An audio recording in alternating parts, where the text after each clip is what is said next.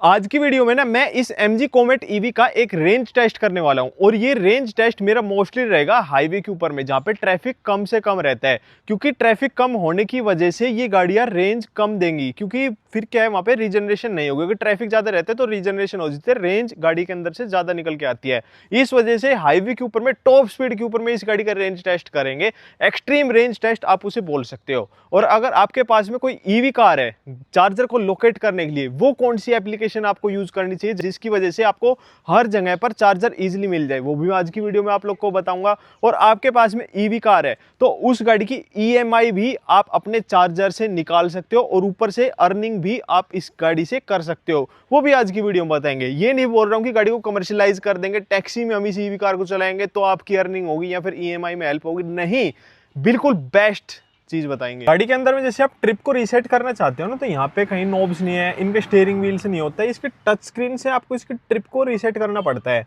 अब हम कर देते हैं यहाँ से ट्रिप को रीसेट सक्सेसफुल यहाँ पे आ गया और जो अपनी ट्रिप है वो यहाँ पे 0 हो चुकी है। और मैं इस गाड़ी को ऐसे नहीं चलाऊंगा कि मैं एक रेंज निकालने के लिए गाड़ी चला रहा हूँ। डे टू डे लाइफ में जिस तरीके से हम रगड़ के गाड़ी को यूज करते हैं उस तरीके से मैं इस गाड़ी को चलाऊंगा। फिलहाल में तो गाड़ी 95% यहाँ पे हो चुकी है और जो गाड़ी रेंज दिखा रही है 190 किलोमीटर की दिखा रही है। MG की गाड़ी के बारे में ना ये एक चीज सही रहती है, जितनी रेंज दिखाते हैं ना एक्यूरेट, ये उतनी दे देती है। एक नंबर का द्वारका एक्सप्रेस वे आ गए यहाँ पे। एक 90% जो है मेरी गाड़ी यहाँ पे बची हुई है बैटरी और 178 किलोमीटर की जो गाड़ी के अंदर में रेंज बच रही है। अभी देखो इसकी टॉप स्पीड दिखाता हूँ आपको नॉर्मल मोड के अंदर में। 96, 100, 105 है, बस भाई 106, 105 से जाने लग रही है गाड़ी ये। अगर मैं इसका स्पोर्ट्स मोड डालूँ तो ये मैंने डाल दिया है यहाँ पे स्पोर्ट्स मोड, और स्पोर्ट्स मोड में भी ये गाड़ी बस इतना ही रुक रही है, 105, 106 इसी स्पीड के ऊपर में चलने लग रही है। 26.9 किलोमीटर चल चुकी है, 81% बैटरी बची हुई है, 162 किलोमीटर की यहाँ पे रेंज है और अपना एक्सप्रेस वे यहाँ पे खत्म होता है। करीबन 15 से 20 किलोमीटर का एक्सप्रेस वे था और इसके ऊपर में ना भाई पूरी खींच के मैंने गाड़ी चलाई है। AC तो अपना रेगुलरली चल ही रहा है, पर टेम्परेचर के अंदर में थोड़ा सा डिफरेंस है तो इस वजह से फुल फ्लैज में नहीं चल रहा है, थोड़ा सा कम ही आप स्पीड लगा लो उसकी। एक असली एक्सट्रीम वाला रेंज टेस्ट पता है कैसे होगा? मैं इस गाड़ी को अब नॉर्मल मोड के अंदर में नहीं चलाऊंगा, मैं अब इसको प्रॉपरली स्पोर्ट्स मोड में चलाऊंगा। रीजन मैंने शुरुआत में 0 कर रखा था, अभी भी अपना 0 में चलने लग रहा है। ये महिपालपुर वाला जो रोड है ना, जो अपने आसपास के रहने वाले उनको पता होगा, ये वाला ट्रैफिक है बस, ये करीबन आप लगा लो 5-1 किलोमीटर का ये चलता सा ट्रैफिक है। पर ये इतना कोई ज्यादा भी ट्रैफिक नहीं है, बार बार रुकना चलना पड़ रहा है। आज संडे का दिन है तो खुला सा है, एक बार में अपनी गाड़ी चलती चली जाएगी। अगर आप इस गाड़ी से लॉन्ग ट्रिप पे जाना चाहते हो तो कहीं ना कहीं वहां पे दिक्कत आएगी, क्योंकि इसके अंदर में DC फास्ट चार्जिंग ये सपोर्ट नहीं करती है। AC की फास्ट चार्जिंग गाड़ी के अंदर में आ चुकी है 7.2 किलोवाट की। अगर आप एक चार्जर भी सर्च करते हो ना, मान लो अपनी ऐप के ऊपर में कोई चार्जर लोकेट करते हो, तो वहां पे आपको ज्यादातर चार्जर नॉर्मली किसी भी ऐप पे अगर आप सर्च करोगे तो नॉर्मली चार्जर मिलेंगे आपको 30 किलोवाट के, 25 किलोवाट के या फिर 60 किलोवाट के। तो वो चार्जर इस गाड़ी के अंदर में फिट नहीं हो सकते हैं। अगर यही चीज इसके अंदर में DC फास्ट चार्जिंग आ जाती ना, तो फिर आप इस गाड़ी से क्या है थोड़ा लंबा भी चल सकते हो। पर फिर वही बात आ जाएगी कि आप 150-200 किलोमीटर चलोगे फिर इसको चार्जिंग लगाओगे, फिर 150-200 किलोमीटर चलोगे फिर इस गाड़ी को चार्जिंग पे लगाओगे। तो ये गाड़ी ज्यादा प्रेफर तब की जाएगी अगर आप इसको ऑफिस से घर या फिर थोड़ा सा अपना एक रेडियस में, मान लो 200 किलोमीटर के रेडियस में इस गाड़ी को कहीं ले जाना चाहते हो, तब इस गाड़ी को प्रेफर किया जा सकता है। और 41 किलोमीटर मेरी गाड़ी चल चुकी है, 75% बैटरी है, 150 की जो है यहाँ पे रेंज बची हुई है। यानी कि अभी भी मेरी गाड़ी स्पोर्ट्स मोड के अंदर में वही 190 और 200 का आंकड़ा पकड़ी हुई है। 69 किलोमीटर गाड़ी चल चुकी है, 124 की रेंज है और अपनी 62% गाड़ी के अंदर में बैटरी है।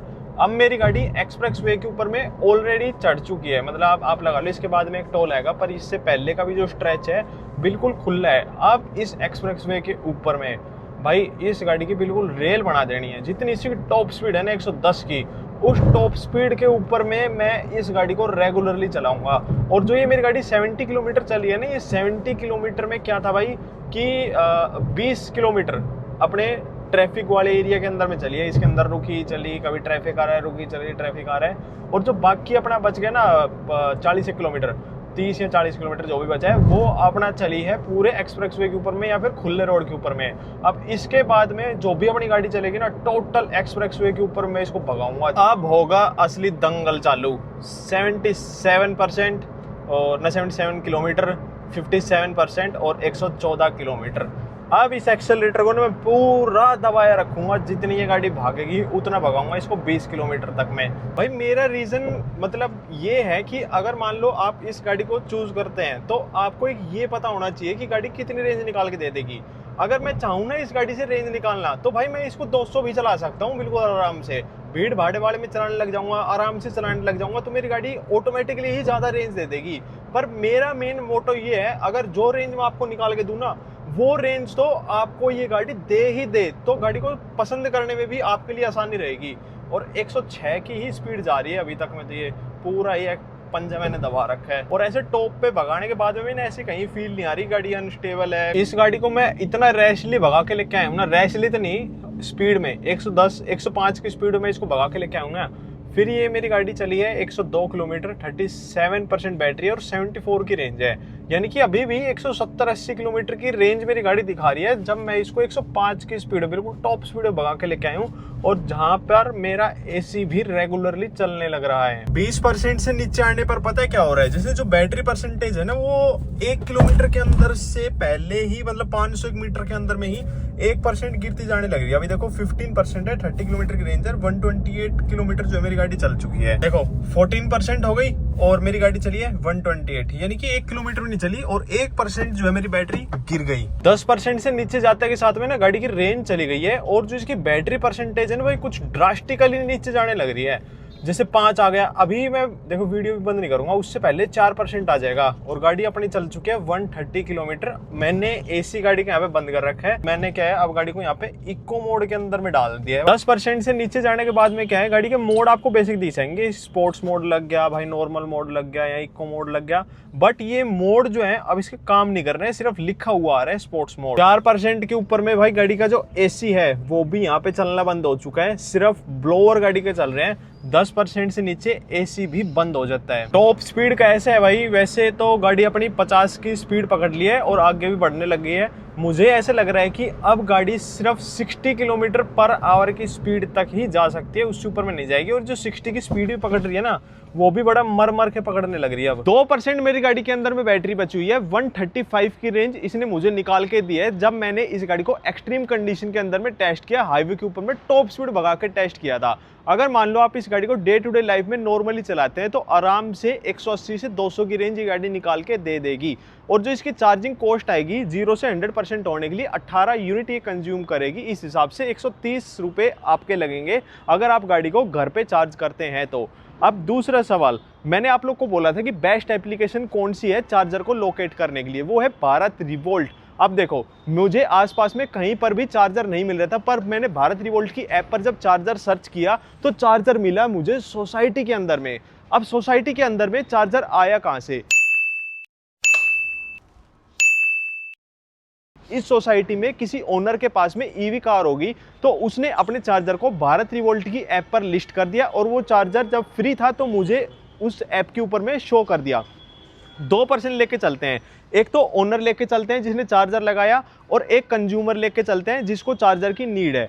पहले मैं बताता हूं ओनर के प्लस पॉइंट। मैं ओनर लगा रहा हूं पहले अपने आप को। मान लो मेरे पास में कोई ईवी कार है, मैंने चार्जर अपना यहाँ पे लगा दिया और मैंने चार्जर लिस्ट कर दिया भारत रिवोल्ट की ऐप पर। सबसे पहली चीज, भारत रिवोल्ट चार्जर को लिस्ट करने के लिए कोई आपसे रुपए नहीं लेता, ना कोई सब्सक्रिप्शन है, ना कोई आपको शुरुआत में फीस देनी पड़ेगी, टोटली फ्री है। अब चार्जर लिस्ट होने के बाद में जो चार्जिंग प्राइस रहेगा वो भी मैं अपने अकॉर्डिंग में तय कर सकता हूँ। मान लो मैं दूसरे आदमी को क्या देना चाहता हूँ, एक प्रॉपर टिन शेड एरिया है या फिर एसी रूम दे रहा हूँ, आसपास में कैफेटेरिया दे रहा हूँ, बैठने की सुविधा दे रहा हूँ, तो उसके अकॉर्डिंग में चार्जिंग कॉस्ट भी तय की जा सकती है। और जो भारत रिवोल्ट की ऐप पर मिनिमम चार्जिंग प्राइस रहता है वो 4 रुपए से आप लोगों का स्टार्ट हो जाता है। अब चार्जर मैंने यहाँ पे लिस्ट कर दिया, मेरी इनकम क्या है डे 1 से आना चालू हो गई, तो वो आप रुपए किसी के अंदर में भी यूज कर सकते हो। और आपके पास में ईवी कार है और उसका चार्जर लगा हुआ है, तो ऐसे तो है नहीं आप उसको कि डेली आके अपने गाड़ी को चार्जिंग पे लगाओगे, कभी ना कभी तो आपका वो चार्जर फ्री रहेगा। ये तो हो गए सारे ओनर के पॉइंट। अब मान लो मैं हूं कंज्यूमर, मैं हूं अपनी गाड़ी को चार्ज करने के लिए।